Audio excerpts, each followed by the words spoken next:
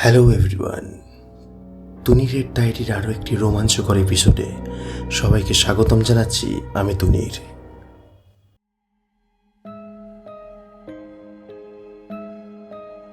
আমাদের সমাজে নানা মানুষের ভিড়ে ঘুরে বেড়ায় মানুষরূপী পিশাচ, সুযোগ পেলে ঝাঁপিয়ে পড়ে শিকারের ওপর। আজকের ঘটনাটি এমন একটি হতভাগ্য নারীর, যা আপনাকে ভিতর থেকে কাঁদিয়ে দেবে।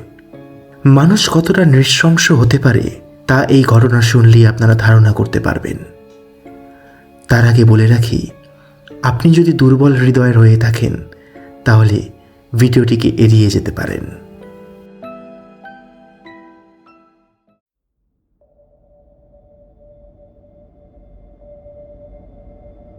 সালটা 1973, 27শে নভেম্বর। সকাল থেকেই মুম্বাইয়ের কিং এডওয়ার্ড হাসপাতালের 25 বছরের নার্স অরুণা শানবাগের শরীরটা খুব খারাপ লাগছিল। তখন তার পিরিয়ডস চলায় স্বাভাবিক গতিতে কাজ করে উঠতে পারছিলেন না। তাই হাসপাতালের গুরুত্বপূর্ণ কাজগুলি সারতে বেশ খানিকটা দেরি হয়ে যায়। এদিকে রাতের শিফট তখন শুরু হয়ে গেছে। অরুণা কাজে এতটা ব্যস্ত ছিলেন যে উনি খেয়ালই করেননি যে হাসপাতাল ফাঁকা হতে শুরু করেছে আর নাইট শিফটের কর্মীরা আসতে শুরু করেছেন। এরপর হাসপাতালের চেঞ্জিং রুমে অরুণা তার পোশাক পাল্টাতে যান। প্রতিদিন বাড়ি ফেরার সময় হাসপাতালের ইউনিফর্ম পাল্টে নিজের সাধারণ কাপড়েই বাড়ি ফিরতেন। তখন অবধি সে জানতই না যে এই রাত তার জন্য কতটা যন্ত্রণাদায়ক হতে চলেছে। ওই রুমের আয়নার সামনে দাঁড়িয়ে সবে পোশাক খুলতে শুরু করেছেন। ঠিক তখন কেমন একটা অস্বস্তি ঘিরে ধরছিল। তখন উনি টের পাননি এই রাতে তার জন্য অপেক্ষা করে আছে মানসিক বিকারগ্রস্ত এক হিংস্র ব্যক্তি। অরুণা কাপড় বদলানো শুরু করতেই পিছন থেকে ঝাঁপিয়ে পড়েন ওই ব্যক্তি। বছর 25-এর তরুণীকে বাগে আনা যে সহজ কাজ নয় তা সেই লোকটি আগে থেকেই জানত। সঙ্গে করে নিয়ে এসেছিলেন কুকুর বাঁধার একটি চেন, যা সে পরিয়ে দেয় অরুণার গলায়। ধীরে ধীরে গলার চেনের চাপ বাড়তে থাকে। এরপর আর বাধা দিতে পারেননি ওই অসহায় মহিলা। অচেতন হয়ে লুটিয়ে পড়েন মাটিতে। ঠিক তখনই শুরু হয় অমানসিক এক পাশবিক নির্যাতন। অরুণার শরীর থেকে এক এক করে সমস্ত পোশাক খুলে নেওয়া হয়। তারপর ওই মানুষরূপী পিশাচ নিজের গোপন পুরুষাঙ্গ বের করে এগিয়ে যায়। কিন্তু যখন ওই আততায়ী দেখেন মেয়েটির পিরিয়ডস চলছে, সে থেমে থাকে না। উপুর করে দেয় মেয়েটির অচেতন শরীর। তারপর চলতে থাকে এক বিকৃত যৌনতা।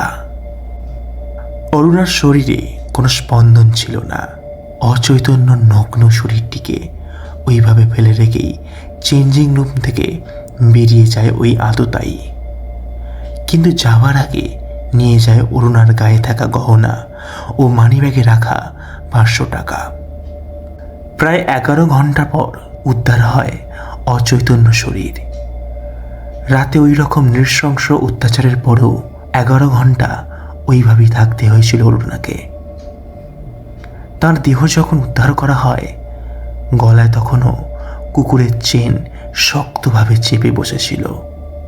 যারা প্রথম অরুণার শরীর ওইভাবে পড়ে থাকতে দেখেন, তারা সবাই ভেবে নিয়েছিলেন যে অরুণা আর হয়তো বেঁচে নেই। তাড়াতাড়ি পুলিশকে খবর দেয়া হলে পুলিশ পৌঁছে যায় ঘটনাস্থলে।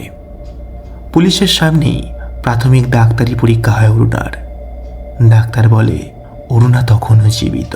সঙ্গে সঙ্গে অরুণাকে ওই হাসপাতালে ভর্তি করা হয়।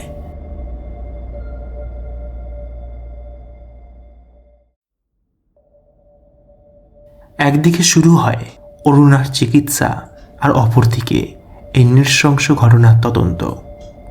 অরুণার গলায় চেনটি এত শক্ত করে পেঁচানো হয়েছিল যে ততক্ষণে মস্তিষ্কে অক্সিজেন সরবরাহ বন্ধ হয়ে যায়। অনেকক্ষণ ব্রেনে অক্সিজেন পৌঁছতে না পারায় অরুণার মস্তিষ্ক আংশিকভাবে বিকল হয়ে যায় এবং সে কোমায় চলে যায়।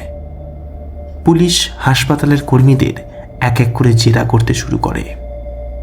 আর সে সময় নাম আসে সোহনলাল বাল্মীকির।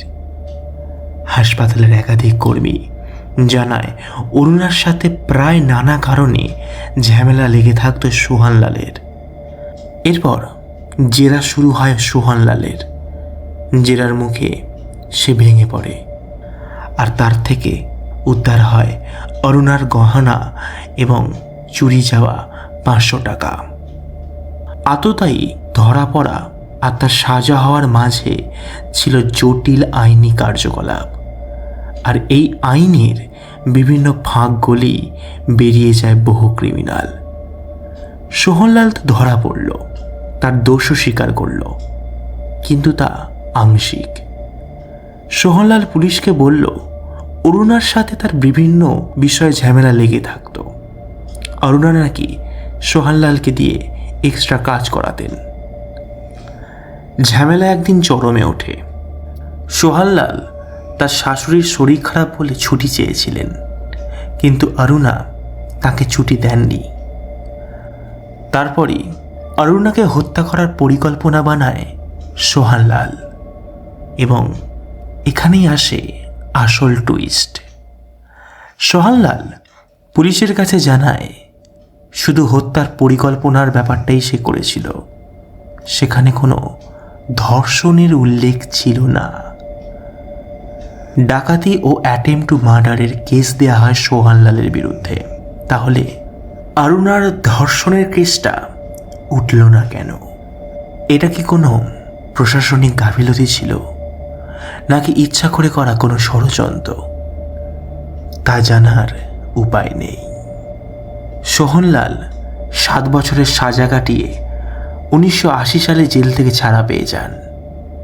কিছুদিন পরে সোহনলালের খোঁজ পাওয়া গেছিল।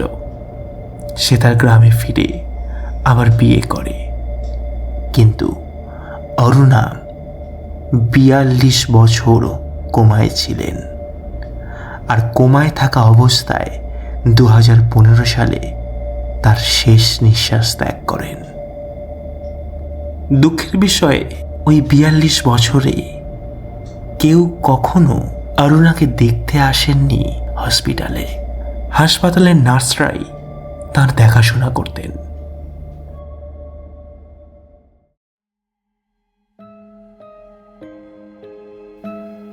আজকের এই ঘটনা যেন মনে করিয়ে দেয় সম্প্রতি ঘটে যাওয়া কলকাতার তিলোত্তমার ঘটনাটিকে। সারা দেশ জুড়ে সেই দিনের যে প্রতিবাদ আজ যেন ফিকে হয়ে গেছে। বিচারের আশায় এখনো হয়তো তিলোত্তমার আত্মা চিৎকার করে কেঁদে চলেছে। কবে দোষীরা শাস্তি পাবে তা জানা নেই।